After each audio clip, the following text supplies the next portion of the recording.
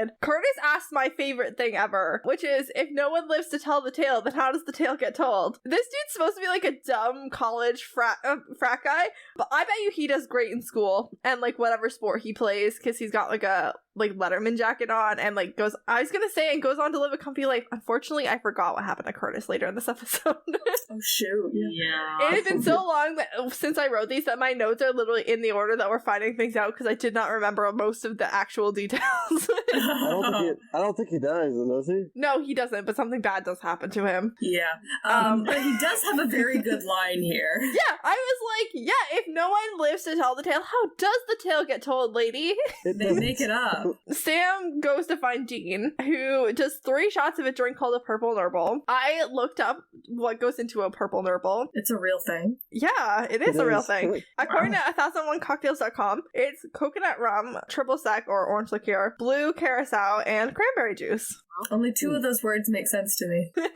But yeah, that sounds good. I would drink that. I guess that's why Dean's excited. Yeah, I can see why Dean likes this. I looked up recipes. They looked good.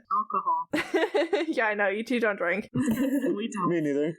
Pretend we know what this is so we can seem hip. Dean doesn't want to rush off to the next stage of investigation because he's drinking his drinky drinks and he's found a hot blonde named Starla to hook up with. And Sam's impression of Starla is that she is very overserved and like sloppy drunk. Nice. Dean then takes offense to Sam's retelling. His image of Starla is a lot more classy, and I think Sam's probably more right on this plot point. But, Yeah. good for you, Dean, for stepping up. Yeah, they're like kissing, and Sam interrupts, and Sam starts blah blah blah blahing like he's an adult in a Peanuts Blah. cartoon. When I first saw that, I just started freaking out because it was so hilarious. I just love what Dean said, like, when he cut Sam off from telling his version of the story. Her name wasn't Starla. Then what was it? I don't know. I don't think Sam would make up Starla, so that's what, I definitely think he's more correct about the name. I don't think that's a name Sam would just like come up with. Are you sure? Bobby says that they're bickering like an old married couple, and Dean corrects him. Married couples can get divorced. They're like Siamese twins, which Sam rightfully corrects. It's conjoined twins. And then I went down a rabbit hole in my notes, and we're all gonna go down it with me because why not? Let's do it. The term Siamese twins comes from the twin brothers Chang and Eng Bunker, who were the first conjoined twins to be like medically documented. There was definitely ones before that, but like they were the first ones who doctors were like, let's run a bunch of tests on it and keep records. Let's see what's going on with these guys. And they were kind of amazing. They weren't like great people overall, but like medically amazing. They survived smallpox somehow. Yeah. And basically exercised their way into like a better body arrangement as like young children. Like their mom just like made them exercise good. so that they were more like side by side, so it was easier to like move, which is kind of cool. Human bodies are crazy. They started working at age 8 to support their family after their father died of cholera because they had 7 other siblings Wow. that needed to be supported. So they went to the merchant business, which put them in the path of some British dudes who saw exploitation dollar signs, as they always do. Because this was during the 19th century when freak shows and sideshows were pretty big. Oh yeah, they were basically sold to this dude Robert Hunter. The article I was reading kind of made it sound like they like chose to go into work with Robert Hunter, but like basically he paid their mom. I wish I could say that was uncommon at the time. But it wasn't. So I went to Boston, and a doctor saw their like exhibit and asked to study them, and then everywhere the exhibit went, other doctors also wanted to study them. And then they worked for themselves for like 0.5 seconds before Phineas Barnum was like, I want them. They got married to sisters, and they would rotate between between the 2 sisters' houses every 3 days. And these dudes, they got laid. One had 10 children and the other had 12.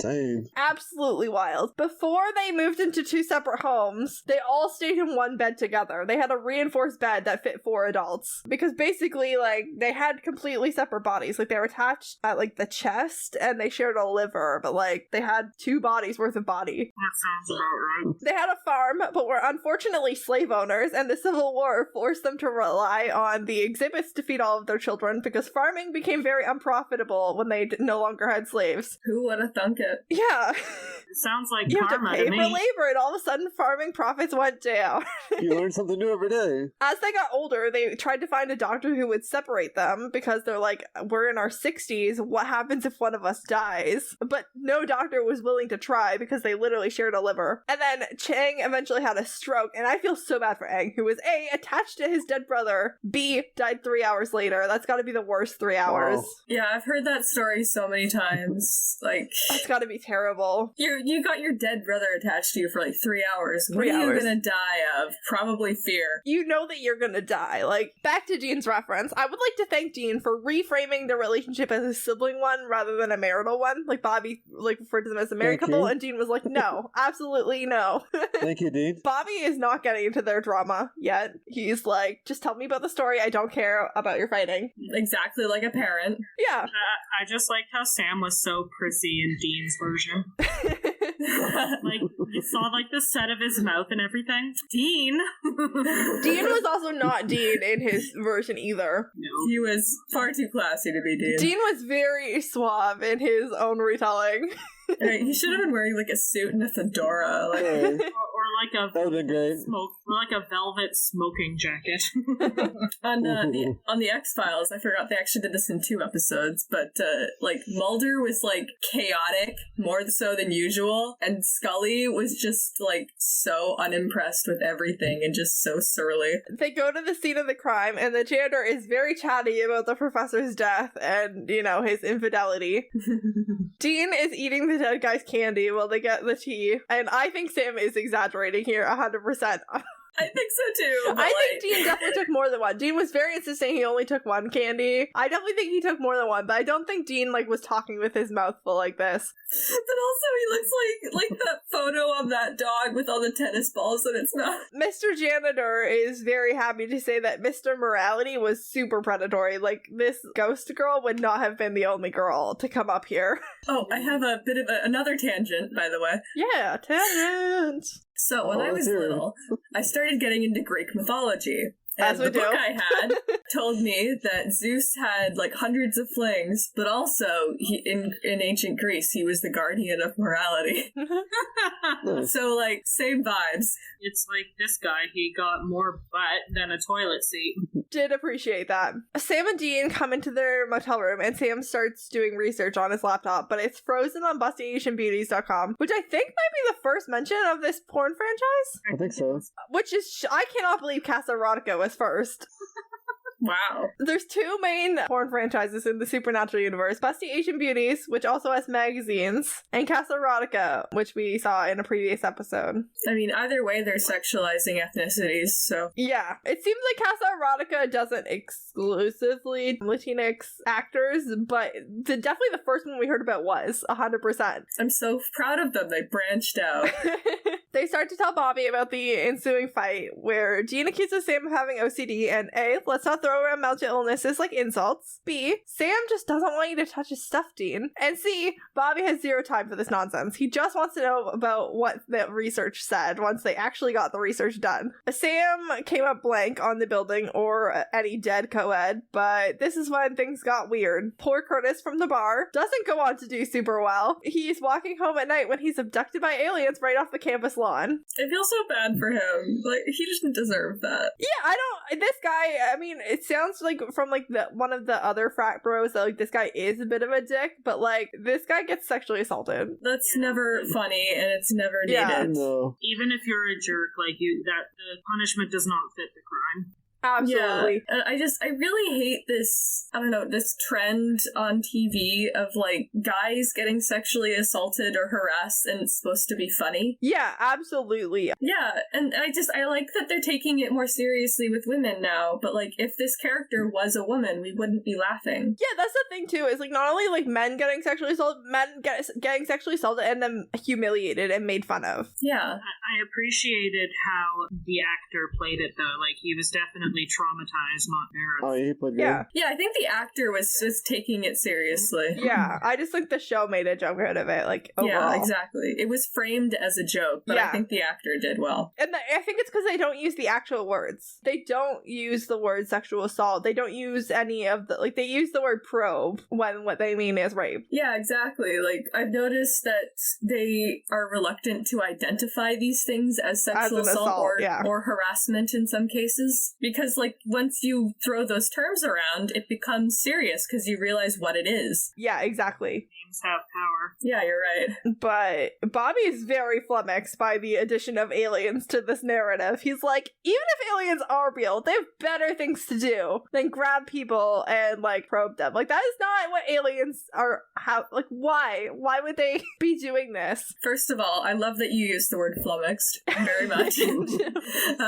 Second of all, I agree with Bobby. Me too. I'm like, even if, like, it makes sense that there could be life out there in the universe. Like, it doesn't make sense that we're the only planet in the entire universe that can sustain life. But, like, even if there are other planets with, like, equally or more advanced civilizations than ours, why? Why would they be spending their time this way? I mean, you never know. I can think of so many better ways to learn about humanity that aren't that. I thought the prom disco ball thing was kind of funny, though. Oh yeah, the slow dancing and yep. Yeah. And I again want to point out that the actor did not look like he was he looked like he was still traumatized when they were filming that scene. Yeah, as he should. Yeah, so good job, actor. I hope you do good things. Did a real good job. Good job, Curtis. He was in character. I could absolutely not believe that I did not already have The Lady in Red on my Supernatural playlist. So that's been added since we talked about the playlist last week. Nice. Glad Drew fixed that. As soon as the song came out, I'm like, oh my god, I do not have this one. Sam and Dean are absolutely horrified by this entire story from Curtis. As I would be. I mean, they're like, no, please, our franchise doesn't have the room for aliens. Even Bobby's like, you're exaggerating again, right? We wish.